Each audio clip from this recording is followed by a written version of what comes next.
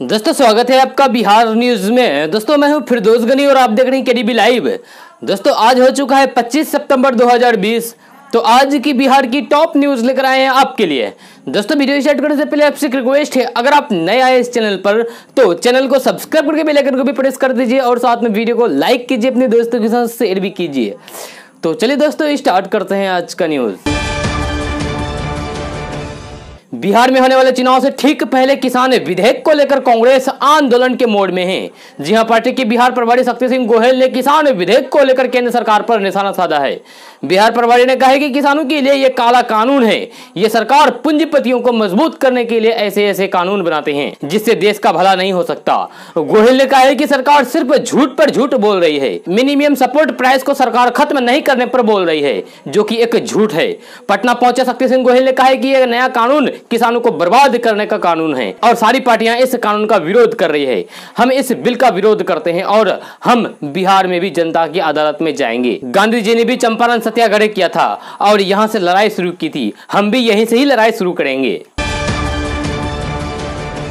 पड़ोसी देश नेपाल की तराई के इलाकों में हो रही मूसलाधार बारिश की वजह से उत्तर बिहार में एक बार फिर से बाढ़ का खतरा मंडराने लगा है। जी हां, दरअसल वाल्मीकि नगर बराज से एक बार फिर 3 लाख क्यूसेक से अधिक पानी छोड़ा गया है। जहां इस वजह से गंडक नदी उफान पर है। ऐसे में पश्चिमी चंपारण और गोपालगंज समेत कई जिलों में बाढ़ का खतरा मंडराने लगा है। वाल्मीकि नगर बराज से पानी छोड़ने के बाद गंडक नदी के जलस्तर में भारी उछाल दर्ज की गई है।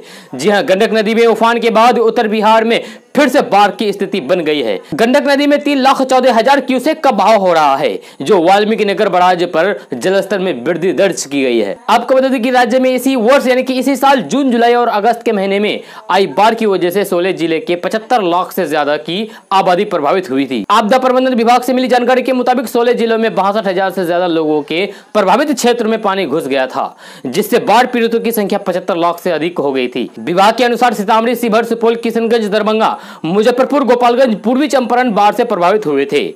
इसके अलावा पश्चिमी चंपारण, खगड़िया, सारण, समस्तीपुर, सीवान, मधेपुरा, मधुबनी और सहरसा जिले में भी बाढ़ से प्रभावित हुए थे। बिहार विधानसभा चुनाव के लिए अब तक तारीखों की घोषणा नहीं हुई है, लेकिन सियासी दांव पेच का दौर बिहार के सियासी गलियारों में कब का शुरू हो चुका है। जी हां, हर पार्टी अपनी मौजूदा स्थिति को और भी मजबूत करने में जुटी हुई है। इसी दौरान पार्टियों के भीतर मनमुटाव और पाला बदलने की नौबत भी आ गई है। इसका अंदाजा इस बात से लगाया जा सकता है कि चुनाव से ठीक पहले बिहार के पूर्व मुख्यमंत्री जीतन राम मांझी के नेतृत्व वाला हिंदुस्तानी अवाम मोर्चा सेक्युलर ने महागठबंधन का साथ छोड़कर राष्ट्रीय जनतांत्रिक गठबंधन का दामन थाम लिया है। जी हां, वही एनडीए में पहले से ही शामिल लोक जनशक्ति पार्टी और जेडीयू में जुबानी जंग अभी भी जारी है, जो संकेत देता है कि कुछ तो अंदरूनी कलह जारी है और परिणाम भी बहुत जल्द सामने आ सकता है। आज के वर्तमान समय में बहुत से लोग विदेश जाने के लिए पासपोर्ट बनाना चाहते हैं, लेकिन सही जानकारी नहीं होने के कारण लोग अपना पासपोर्ट नहीं बना पाते हैं। आज इसी विषय में जानने की कोशिश करेंगे कुछ ऐसे आसान तरीके के बारे में जिस तरीकों से आप डाकघर के द्वारा मात्र 15 दिनों में ही पासपोर्ट बना सकते हैं। मिली जानकारी के मुताबिक कि केंद्र सरकार ने डाकघरों में पासपोर्ट ऑफिस खोले जाने की स्वीकृति दे दी थी। जी हाँ, जिसके बाद अब यह प्रक्रिया शुरू भी हो गई है। आप अपने नजदीक के किसी भी डाकघर में जाकर बड़े आसानी से पासपोर्ट बना सकते हैं। पासपोर्ट बनाने के लिए सबसे पहले आपको ऑनलाइन के द्वारा आवेदन करना होगा। आवेदन के दौरान आवेदन की फीस जमा करनी होगी। इतना करने के बाद आपको एक तारीख उपलब्ध कराई जाएगी। उस तिथि को आप अपने सभी कागजात के साथ पासपोर्ट ऑफिस पहुंच जाएं। जी हां, आपके पास PAN card, Aadhaar card, driving licence, ration card आदि जो भी, उसे लेकर डाकघर में चले जाएं। प्रधानमंत्री किसान सम्मान निधि योजना में किसानों को सीधे मदद पहुंचाई जा रही है। केंद्र सरकार ने खेती में मदद के लिए 11 करोड़ किसानों के बैंक अकाउंट में 93,000 करोड़ रुपए भेज दिए हैं। केंद्रीय कृषि मंत्रालय के मुताबिक इस साल नवंबर तक कुल रकम बढ़ाकर 1 लाख करोड़ रुपए से ज्यादा हो जाएगी। स्कीम का लाभ लेने के लिए कोई भी किसान इसमें रजिस्ट्रेशन करवा सकते हैं। जी हां, इसके तहत सालाना 6,000 रुपए की मदद दी जाती है। पिछले लगभग 1.5 महीने में ही 8 करोड़ 80 लाख लोगों को 2-2 हजार रुपए भेजे गए हैं। सारा पैसा डीबीटी के जरिए भेजा जा रहा है। पैसा देश के सभी 14 करोड़ 50 लाख किसान परिवारों को दिया जाना है। जी हां, लेकिन इस स्कीम के तहत सभी का वेरिफिकेशन नहीं हो पाया है। ऐसे में अगर आप भी इस स्कीम से जुड़ना चाहते हैं तो आप इसके लिए आवेदन कर सकते हैं और आपको आवेदन वेबसाइट के माध्यम से करना है और ये वेबसाइट www.pmkisan.gov.in, इस वेबसाइट के माध्यम से आप ऑनलाइन के द्वारा आवेदन कर सकते हैं। संसद में कृषि विधेयकों के पास होने के बावजूद देश भर में किसान और राजनीतिक संगठन इसके विरोध में सड़कों पर उतर आए हैं। केंद्र की एनडीए सरकार में भाजपा के साथ शामिल श्रोमणी अकाली दल पहले ही इस विधेयक पर समर्थन से इनकार कर चुका है। एसएडी की ओर से हरसिमरत कौर बादल ने मंत्री पद से इस्तीफा तक दे दिया था। अब बिहार में विधानसभा चुनाव से ठीक पहले जेडीयू ने भी इस विधेयक पर अपना दांव चला दिया है। जी हां, जेडीयू नेता केसी त्यागी ने कृषि विधेयकों के संसद में पास होने का स्वागत किया है, लेकिन उन्होंने मांग की है कि केंद्र को किसानों की बात मानते हुए ऐसा कानून बनाना चाहिए जिससे फसल खरीद पर न्यूनतम समर्थन मूल्य यानी कि एमएसपी से कम रकम चुकाने को अपराध करार दिया जाए। मानसून का मिजाज पिछले 3 दिन से लगातार बदला हुआ है। लगातार बारिश हो रही है। मौसम विभाग ने अगले 72 घंटे तक भारी बारिश और वज्रपात का अलर्ट जारी किया है। मौसम विभाग ने कुछ जगहों पर रेड और ऑरेंज अलर्ट भी जारी किया है। जी हां, मौसम विभाग के मुताबिक बिहार के उत्तर पश्चिमी जिलों और गंगा के मैदानी इलाकों में भारी बारिश को लेकर अलर्ट जारी किया है। मौसम वैज्ञानिकों के मुताबिक जिन इलाकों में हाई अलर्ट जारी किया गया है वहां जान माल को भारी नुकसान पहुंच सकता है। इसके साथ ही बिजली और परिवहन व्यवस्था भी बाधित हो सकती है। मौसम विभाग के आशंका के बाद आपदा प्रबंधन विभाग ने हर जिले को अलर्ट पर रखा है। वज्रपात को लेकर किसानों को खास तौर पर चेतावनी जारी की गई है। बादल गरजने के समय पक्के मकानों के अंदर रहने की सलाह दी गई है। बिहार विधानसभा चुनाव की घोषणा से ठीक पहले पूरे देश में फर्जी मतदाता पहचान पत्र बनाने का खेल का भंडाफोड़ हुआ है। जी हां, इस जालसाजी को कैफे के अलावा वेबसाइट और यूट्यूब के जरिए ऑनलाइन चलाया जा रहा है। जी हां, कर्नाटक के वेल्लीपाड़ी में मामला पकड़ में आने के बाद हुई जांच में देश भर में इस जालसाजी का पता चला है। चुनाव आयोग ने सभी राज्यों को इसकी जांच कराने और कठोर कार्रवाई के आदेश जारी किए हैं। चुनाव आयोग के निर्देश पर बिहार के भी प्रत्येक जिले में इसकी सघन जांच शुरू हो गई है। चुनाव आयोग के सचिव अजय कुमार ने सभी राज्यों को इसकी जांच का आदेश दिया है। मुख्य निर्वाचन अधिकारी ने ही चुनाव आयोग से पूरे देश में इसकी जांच कराने की अनुशंसा की है। बिहार के उप मुख्यमंत्री सुशील कुमार मोदी ने एक अध्ययन का हवाला देते हुए कहा कि वायु प्रदूषण से कोरोना का खतरा बढ़ जाता है। गया और मुजफ्फरपुर के लिए एशिया विकास अनुसंधान संस्थान और अन्य संगठनों द्वारा तैयार स्वच्छ हवा कार्य योजना को वर्चुअल जारी करते हुए उप मुख्यमंत्री सुशील कुमार मोदी ने कहा कि अमेरिका के हार्वर्ड विश्वविद्यालय के एक अध्ययन में पाया गया है कि वायु में PM25 कण के 1% की वृद्धि होने पर कोरोना संक्रमण का खतरा कई % बढ़ जाता है। उन्होंने कहा कि प्रदूषण के कारण फेफड़े प्रभावित होते हैं और रोग प्रतिरोधक क्षमता कम हो जाती है। पासपोर्ट बनवाने वालों के लिए खुशखबरी आई है। अब एम पासपोर्ट ऐप से वेरिफिकेशन का काम होगा। जी हां, बुधवार को विदेश मंत्रालय की ओर से M passport police app launch कर दिया गया है। जी हां, M passport police app launch होते ही तमिलनाडु, महाराष्ट्र, कर्नाटक, पंजाब, चंडीगढ़ और आंशिक तौर पर यूपी और पश्चिम बंगाल के बाद अब बिहार में भी पासपोर्ट का ऑनलाइन वेरिफिकेशन शुरू हो गया है। बिहार के गृह सचिव आमिर सुबहानी, डीजीपी एसके सिंघल, पूर्व DGP Gupteshwar Pandey, additional DGP Jitendra Gangwar ने M passport police app launch की है। लॉन्चिंग के सभी जिलों के आईजी और पुलिस अधीक्षक वीडियो कॉन्फ्रेंस से जुड़े थे। शुरुआत में पटना जिले में एम पासपोर्ट पुलिस ऐप से वेरिफिकेशन का काम शुरू हो गया है। गृह सचिव आमिर सुबहानी ने कहा है कि नवंबर तक राज्य के सभी जिलों के थानों से पासपोर्ट का वेरिफिकेशन शुरू हो जाएगा। बिहार विधानसभा चुनाव में टिकट की दावेदारी को लेकर सियासी सरगर्मी तेज हो गई है। सभी जिलों के कार्यकर्ता अपनी अपनी पार्टी में टिकट का दावा पेश कर रहे हैं। जहां इस कड़ी में पटना में टिकट की मांग को लेकर पूर्व मुख्यमंत्री राबड़ी देवी के आवास के बाहर हंगामा कर रहे आरजेडी के कार्यकर्ताओं पर पुलिस ने लाठीचार्ज किया। बुधवार देर शाम टिकट की मांग कर रहे आरजेडी कार्यकर्ताओं पर पुलिस ने बत्ती बुझाने के बाद लाठियां बरसाई, जिसमें कई कार्यकर्ताओं को चोट लगने की बात सामने आ रही है। दरअसल टिकट मांग को लेकर राबड़ी आवास पहुंचे कार्यकर्ताओं ने बैरिकेडिंग के ऊपर चढ़कर नारेबाजी की। पटना में राबड़ी आवास के बाहर रोजाना राज्य के अलग अलग हिस्सों से आरजेडी कार्यकर्ता अपने अपने टिकट का दावा कर रहे हैं। आरजेडी में सबसे अधिक टिकट के लिए होर मची हुई है। बताया जा रहा है कि परसा विधानसभा क्षेत्र से आरजेडी कार्यकर्ता राबड़ी आवास के बाहर पहुंचे थे। कार्यकर्ताओं का आरोप है कि लाइट बंद करके उनके ऊपर लाठीचार्ज किया गया। वैशाली लोकसभा क्षेत्र के वैशाली और मुजफ्फरपुर जिले से जुड़े क्षेत्रों के बाढ़ पीड़ितों की मदद का मुद्दा लोकसभा में शून्यकाल में उठाया गया। जी हां, इस दौरान प्रशासनिक स्तर पर जारी खेल की चर्चा हुई। वैशाली सांसद वीणा देवी ने मामला उठाते हुए कहा कि इस वर्ष बाढ़ से बिहार में काफी नुकसान हुआ है। इससे संसदीय क्षेत्र के कई विधानसभा क्षेत्र में काफी क्षति हुई है। करीब 50 लाख की आबादी को बाढ़ की विभीषिका झेलनी पड़ी। खरीफ की फसल बर्बाद हुई, कई सड़कें टूट गई, बांध भी टूटे। अब भी 80% खेतों में पानी है। जी हाँ, इससे खेतीहार मजदूर बेरोजगार हो गए हैं। राज्य सरकार हर संभव बाढ़ पीड़ितों की मदद कर रही है, मगर केंद्र की मदद के बिना क्षेत्र में मुश्किल कम नहीं होगी। इसे देखते हुए केंद्र सरकार भी बाढ़ पीड़ितों की सहायता, सड़कों और तटबंधों की मरम्मत कराएं। जी हाँ, वहीं किसानों की अगली फसल की बुआई के लिए भी वित्तीय मदद की जाए।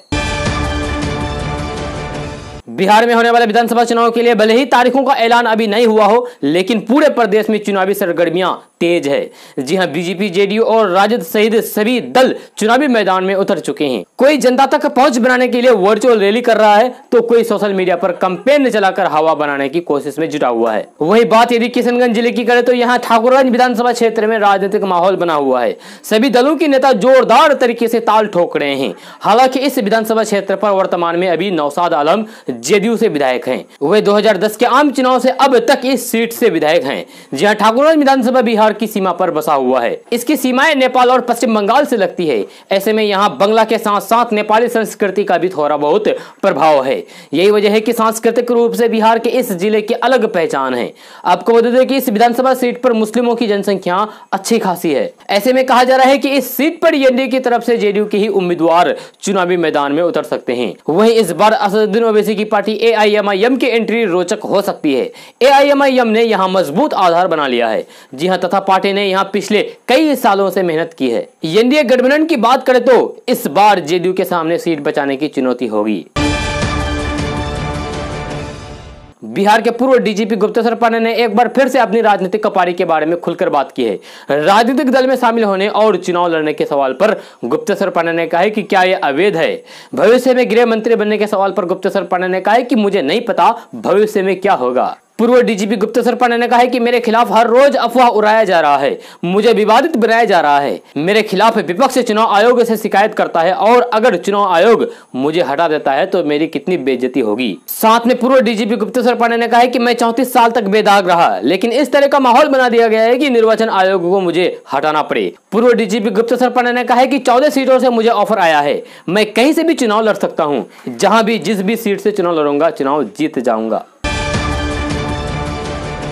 बिहार में होने वाले विधानसभा चुनाव से ठीक पहले एनडीए में जारी मतभेद अब गहराता ही जा रहा है।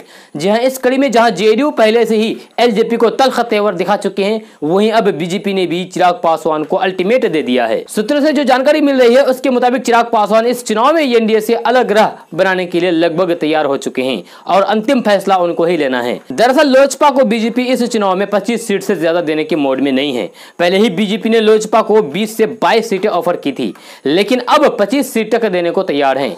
दूसरी तरफ चिराग पासवान ये चाहते हैं कि सीटों का बंटवारा तार्किक आधार पर हो। लोजपा प्रमुख चिराग पासवान चाहते हैं कि उनके पाले में कम से कम 30 सीटें हों। सीटों की संख्या के साथ मनपसंद सीटों को लेकर भी विवाद बढ़ गया है। बीजेपी, लोजपा और जेडीयू के बीच पेच फंस रहा है। दुनिया भर में कोरोना महामारी के बढ़ते मामलों के बीच अब अमेरिकी कंपनी जॉनसन एंड जॉनसन ने लोगों को राहत देने वाली खबर लाई है। जी हां, कंपनी का दावा है कि उसकी कोरोना वैक्सीन अब अंतिम चरण में पहुंच गई है और जिन वॉलंटियर पर इस वैक्सीन का परीक्षण किया जा रहा था, उनकी जांच में राहत देने वाले परिणाम सामने आ रहे हैं। जी हां, कंपनी का दावा है कि इस वैक्सीन के एक खुराक से ही असर दिखने लगेगा। आज के वर्तमान समय में औषधीय पौधों की मांग सबसे ज्यादा है, क्योंकि इन पौधों के द्वारा ही कई तरह की दवाइयां बनाई जाती है। अगर आप किसान हैं तो आप औषधीय गुणों की खेती करें। जी हां, इससे आप मालामाल हो जाएंगे तथा जीवन में कभी भी पैसों की कमी नहीं होगी। जी हां, एक रिपोर्ट के मुताबिक सर्पगंधा, शतावरी, अकरकरा, एलोवेरा जैसी करीब 25 से अधिक मेडिसिन प्लांट की खेती आज के समय में सबसे बड़ा बिजनेस है। अगर आप इसे आधुनिक तरीके से करते हैं तो आप इसे सालाना लाखों करोड़ों रुपए कमा सकते हैं। दवाई बनाने वाली कंपनी काली हल्दी, तुलसी, सर्पगंधा, शतावरी, अकरकरा, एलोवेरा, केवकंद, कालमेघ, चित्रक, अनमूल, मैदा छाल जैसे पौधों को सबसे ज्यादा तलाश करती है। जी हां, आप किसी संस्थान या फिर कंपनी से जुड़कर इन चीजों की खेती कर सकते हैं। आपको बता दूं कि अगर आप इन मेडिसिन प्लांट की खेती करते हैं तो उनके लिए बाजार की समस्या नहीं होगी, क्योंकि फार्मेसी कंपनियां किसान से सीधे संपर्क करती है और अच्छे दामों में मोल भाव खरीदते हैं। आप इंटरनेट के द्वारा भी इन कंपनियों से सीधे संपर्क कर सकते हैं। कुछ महीने पहले खुद को बिहार का मुख्यमंत्री उम्मीदवार घोषित करके राज्य की राजनीति में तूफान खड़ा कर देने वाली प्लूरल्स पार्टी की नेता पुष्पम प्रिया चौधरी पार्टी कार्यकर्ताओं के साथ अपने गृह नगर दरभंगा पहुंची। उनके साथ जुलूस में शामिल युवाओं ने न सिर्फ ट्रैफिक नियमों बल्कि कोरोना महामारी से संबंधित बनाए गए नियमों की भी जमकर धज्जियां उड़ाई। इस दौरान देर शाम दरभंगा के श्यामपुर मंदिर में दर्शन करने पहुंची पुष्पम प्रिया चौधरी ने मीडिया के साथ बेबाकी से अपनी बात रखी। जी हां, पुष्पम प्रिया चौधरी ने कहा कि वह मुख्यमंत्री बनकर के क्या कर सकती है और क्या नहीं कर सकती है, ये तो वहां बैठने के बाद ही पता चलेगा। जी हां, पुष्पम प्रिया चौधरी ने कहा कि इस बार नीतीश कुमार को बिहार के मुख्यमंत्री नहीं बनने देंगे और नहीं यहां एनडीए की सरकार बनेगी, क्योंकि प्लूरल्स उन्हें बनने नहीं देगी, यहां के लोग उन्हें बनने नहीं देंगे। वह मुख्यमंत्री बनकर बिहार के शासन में सुधार करेगी। बिहार में कोरोना संक्रमण से पीड़ित 1598 नए मरीज की पहचान की गई है। जी हां, इसके साथ ही प्रदेश में कोरोना संक्रमितों की संख्या बढ़कर 1,73,063 हो गई है। स्वास्थ्य विभाग के आंकड़ों के अनुसार बिहार में अब 13,643 सक्रिय मरीज है, जबकि 1,58,546 कोरोना मरीज स्वस्थ होकर अपने घर वापस लौट चुके हैं। प्रदेश में अब तक कुल 874 लोग इस दुनिया से अलविदा कह गए हैं। जी हां, बुधवार को मिले कोरोना मरीजों ने पटना में सर्वाधिक 219 नए कोरोना संक्रमित मरीज की पहचान की गई है।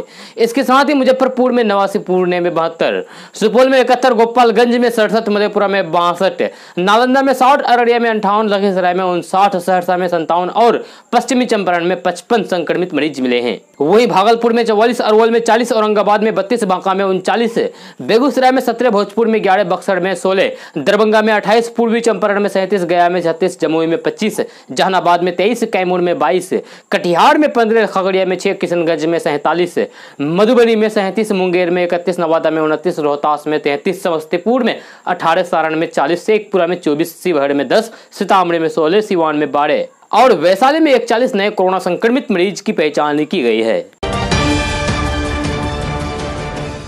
फाइलेरिया रोगों के उन्मूलन के लिए बिहार के 11 जिले में कोरोना के दिशा निर्देशों के अनुपालन के साथ फाइलेरिया या फिर हाथी पांव रोग उन्मूलन कार्यक्रम 28 सितंबर से शुरू होगा।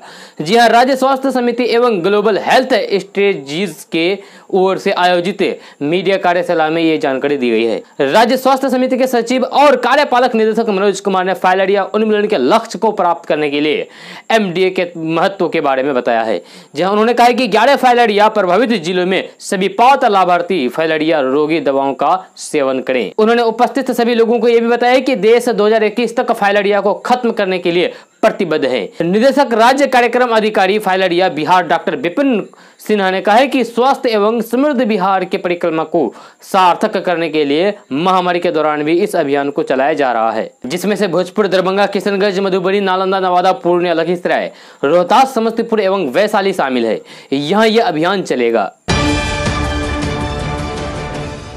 भाजपा के वरिष्ठ नेता और देश के रक्षा मंत्री राजनाथ सिंह ने गुरुवार को कहा कि 33 साल बाद शिक्षा से बहुमुखी विकास के लिए नई शिक्षा नीति बनाई गई है। उन्होंने कहा कि यह शिक्षा नीति नूतन और पुरातन शिक्षा का समागम है। बिहार के शिक्षकों और बुद्धिजीवियों से वर्चुअल रूप से संवाद करते हुए भाजपा नेता ने कहा कि 33 वर्ष से कोई शिक्षा नीति नहीं लाई गई थी। शिक्षा के क्षेत्र में हमारा नजरिया पिछली शताब्दियों में से ही अटका रहा है, जबकि नई शिक्षा नीति से 21वीं शताब्दी के नए और व्यापक बदलाव की उम्मीद की जा सकती है। उन्होंने कहा कि मुझे बिहार के शिक्षकों से संवाद करके बहुत खुशी हो रही है। पप्पू यादव की अगुवाई वाली पार्टी जन अधिकार पार्टी ने बिहार विधानसभा चुनाव से पहले अपना प्रतिज्ञा पत्र जारी कर दिया है। जी हां, पटना में प्रतिज्ञा पत्र को पार्टी के राष्ट्रीय अध्यक्ष पप्पू यादव ने फर्स्ट जुडिशियल मजिस्ट्रेट के सामने शपथ पत्र के साथ जारी किया है। प्रतिज्ञा पत्र जारी करने के बाद पप्पू यादव ने कहा कि बिहार को 30 साल तक 2 भाइयों ने लूटा है। आज एक सेवक और बिहार के बेटे के रूप में मैं एक कार्यकाल मांग रहा हूं। पप्पू यादव ने कहा कि पहली बार फॉरवर्ड, बैकवर्ड, हिंदू, मुसलमान, दलित, महादलित जैसे शब्दों को बिहार से उखाड़ने का काम इस प्रतिज्ञा पत्र के माध्यम से किया गया है। पप्पू यादव ने कहा कि इंटर के परीक्षा प्रथम श्रेणी के पास करने वाले छात्रों को मोटरसाइकिल और छात्रों को स्कूटी देने की घोषणा की गई है। स्वास्थ्य व्यवस्था में सुधार का भरोसा दिलाते हुए जन अधिकार पार्टी के राष्ट्रीय अध्यक्ष पप्पू यादव ने कहा कि 3 साल के अंदर हर अनुमंडल में 300 बेड का अस्पताल, 2.5 साल के अंदर ब्लॉक और जिला मुख्यालय के अस्पतालों को सुपर स्पेशलिस्ट अस्पताल बनाएंगे। बिहार विधानसभा चुनाव से पहले राजनीतिक दल लगातार मुद्दों को लपक कर सरकार को घेरने में लगी है। किसान बिल को लेकर कांग्रेस ने सरकार के खिलाफ मोर्चा खोल दिया है। पटना में आज कांग्रेस के राष्ट्रीय प्रवक्ता रणदीप सुरजेवाला ने केंद्र सरकार के खिलाफ मोर्चा खोलते हुए प्रधानमंत्री नरेंद्र मोदी और नीतीश कुमार पर तीखा हमला बोला है। उन्होंने कहा कि प्रधानमंत्री नरेंद्र मोदी और नीतीश कुमार कसम तो किसानों की खाते हैं, लेकिन फायदा बिचौलियों को पहुंचाते हैं। बिहार को प्रधानमंत्री नरेंद्र मोदी, सुशील कुमार और नीतीश कुमार ने मिलकर बिहार को बर्बाद कर दिया है। रणदीप सुरजेवाला ने कहा है कि 3 काले कानून के माध्यम से मोदी और नीतीश बाबू किसानों को तबाह कर रहे हैं। उन्होंने कहा कि जो किसान का नहीं वो किसी का भी नहीं। खेत खलियान को पूंजीपतियों की गिरवी रखने वाला ये कानून है। उन्होंने कहा है कि कृषि बिल का विरोध करने पर किसानों को सड़क पर पीटा जा रहा है। लालू यादव के बड़े बेटे तेज प्रताप यादव ने बिहार के पूर्व पुलिस महानिदेशक डीजीपी गुप्तेश्वर पांडे पर तीखा हमला बोला है। जी बुधवार को समस्तीपुर के रोसड़ा में तेज प्रताप यादव ने मीडिया से बातचीत करते हुए कहा कि गुप्तेश्वर पांडे तो सिर्फ नाम की ही पुलिस का वर्दी पहने हुए थे।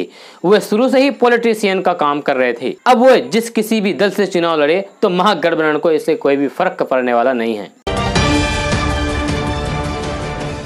राष्ट्रीय लोक समता पार्टी यानी कि आरएलएसपी की कार्यकारिणी की बैठक के बाद रालोसपा का महागठबंधन से अलग होने का फैसला लगभग तय हो गया है। जी हां, हालांकि गुरुवार की बैठक में अंतिम फैसला नहीं हुआ है, लेकिन आगे का फैसला लेने के लिए पार्टी के अध्यक्ष उपेंद्र कुशवाहा को अधिकृत किया गया है। जी हां, बताया जा रहा है कि रालोसपा की अगली रणनीति की कुशवाहा जल्द ही घोषणा करेंगे। आपको बता दें कि महागठबंधन में हुई फजीहत के बाद उपेंद्र कुशवाहा ने कार्यकारिणी की बैठक बुलाई थी, जिससे प्रदेश पदाधिकारियों के साथ सभी जिले के जिला अध्यक्ष शामिल थे। बैठक में उपेंद्र कुशवाहा ने गठबंधन के साथ सीटों को लेकर हुई फजीहत की बात भी पार्टी सदस्यों के सामने रखी। रालोसपा अध्यक्ष ने कहा है कि तमाम कोशिशों के बाद भी पार्टी को सम्मानजनक सीटें मिलनी मुश्किल हो गई है। आरजेडी और कांग्रेस दोनों के द्वारा ठगे जाने के बाद आगे का क्या रास्ता होगा, इसकी घोषणा वे जल्द ही करेंगे। भारत एकता मिशन के तत्वाधान में भीम आर्मी और आजाद समाज पार्टी के कार्यकर्ताओं ने गुरुवार को सरकारी क्षेत्र के निजीकरण पर रोक समेत अन्य मांगों के समर्थन में आजाद समाज पार्टी के जिला अध्यक्ष नेमत खान आजाद के नेतृत्व में शहर में मार्च निकालकर विरोध जताया है। विरोध मार्च शहर के गोपालगंज मोड़ स्थित अंबेडकर पार्क से शुरू होकर पटेल चौक होते हुए समाहरणालय गेट तक पहुंचकर सभा में तब्दील हो गया। इस दौरान सभी कार्यकर्ता अपने हाथों में तख्तियां लेकर विरोध जता रहे थे। अपने संबोधन में नेमत खान आजाद ने कहा है कि वर्तमान केंद्र की सरकार कल्याणकारी राज्य की अवधारणा को छोड़कर पूंजीवादी और जातिवादी व्यवस्था को थोपने का काम कर रही है।